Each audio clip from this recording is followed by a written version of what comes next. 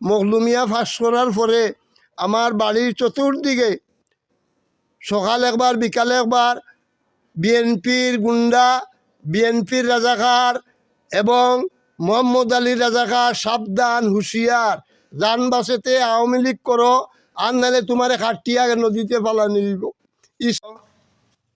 আমি আমার সৃষ্টিকর্তাকে, মা বাবাকে স্মরণ করে আমার বক্তব্য তুলে ধরছি। আমার কি অপরাধ ছিল এই বিএনপি করার কারণে?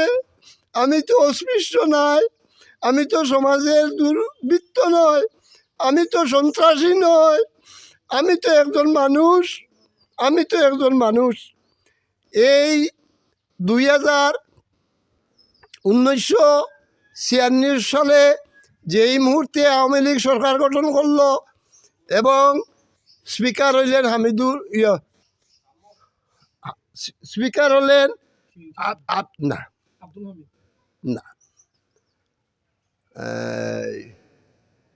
সিলেটের হুমায়ুন রশিদ চৌধুরী,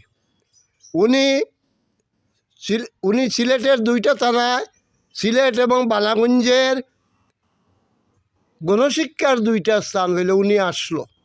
আমিও ছিলাম এবং আমি 3 নম্বর ওয়ার্ডের একজন সুপারভাইজার ছিলাম এবং 91 থেকে আমার উপরে নির্যাতন। আমি গোপনে আমার ইলিয়াস আলীকে আমি ভালোবাসি, আমি এই ইলিয়াস আলীকে আমি এত ভালোবাসতাম, কিন্তু বলার শেষ নাই। এই হইল আমার খাল, এই হইল আমার খাল। বলো যখন ইলিয়াস আলীর ব্যাপার কেন হ্যালো, এই আমার যে হিমাংশু রঞ্জন দাস, পূর্ব গরিপুর ইউনিয়ন চেয়ারম্যান, ইউনিয়ন সভাপতি দলের এবং পূর্ব গরিপুর ইউনিয়নের চেয়ারম্যান এবং অজিত রঞ্জন দাস, অনন্ত কুমার দাস এবং সঞ্জয় কুমার দাস। আমি অত্যাধিক লজ্জাবোধ এবং এত লজ্জাবোধ আমার মায়ের পেটের ভাই বীরেন্দ্র কুমার দাস, সুরেন্দ্র কুমার দাস, গোবিন্দ কুমার দাস এবং শচীন্দ্র কুমার দাস, এরা হিমাংশুর হাতিয়ার হিসাবে এবং আমার একমাত্র দোষ হইল এই পাড়ায় 26টা পরিবার হিন্দু, একমাত্র আমি বিএনপি। আমি এই 26টা পরিবারকে একটিবার বলছি না কেউরে যে তোমরা আমার বিএনপিরে ভোট দিও। এই হইল আমার কাল। আমার বাড়ির যে নির্যাতন, এরা কলা কৌশলে এই আজকের যে মিডিয়া, যে সাংবাদিক, উনি আমার বিষয়টা দেখছেন। আমারে প্রথম আমার উপরে পরিকল্পিত মামলা করা হয় 1-3-11 ইংরেজিতে। আমারে মামলার খবর শুনিয়ে আমি থানাত গেছি। জসিমউদ্দিন দারোগা ওসি সাহেব ছিলেন, আমি ওনারে গিয়া কইছি আমার কি দোষ বলেন, আপনি দেখেন।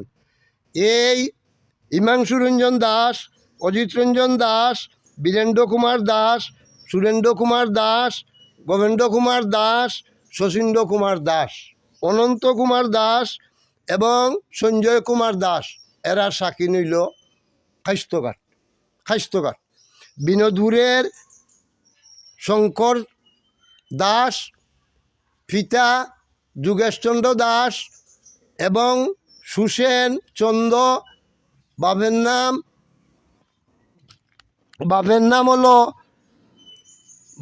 নাম সত্যেন্দ্র চন্দ্র এবং এই বাহিনীর সর্বশ্রেষ্ঠ হাতিয়ার লাঠিয়াল হইল গিয়া দয়া বিশ্বাস, বাবের নাম হইল গবেশ বিশ্বাস, আরেকটা হইল পল্লী চিকিৎসক দিলীপ বিশ্বাস মিডিয়া খানো কি করতেছে, কে কি করতেছে, প্রভাতচন্দ্র দাস, তৃতীয়া মিত, পুলিন্দ কুমার দাস, সুসেন কুমার বিশ্বাস, বাবার নাম হইল ডাকনাম ফির।